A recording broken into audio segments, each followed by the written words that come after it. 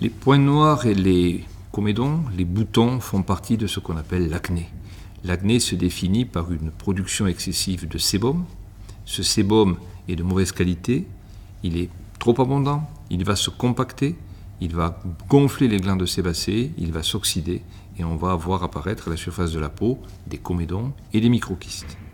Ensuite, une bactérie bien connue qu'on appelle le Propionibacterium acnes va venir coloniser tout cela et il va y avoir l'apparition de lésions inflammatoires, ce que les adolescents appellent des boutons rouges ou des boutons blancs et que nous appelons, nous, dermatologues, des papules ou des papulopustules.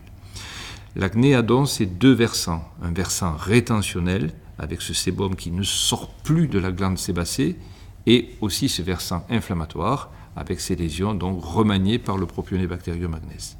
Et le traitement de l'acné, à la fois médicamenteux et dermocosmétique, va devoir intégrer ces deux composantes, rétentionnelle et inflammatoire. Quand on a une peau acnéique ou à tendance acnéique, il est indispensable d'avoir une approche dermocosmétique, seule ou en complémentarité des médicaments. Cette approche dermocosmétique, elle passe toujours par un nettoyant. C'est un nettoyant qui va être adapté à une peau grasse, qui va stabiliser la séborrhée, mais sans trop délipider, sans trop dégraisser. Sinon, on aura ce qu'on appelle une séborrhée réactionnelle, ce qui sera pire que le statut précédent.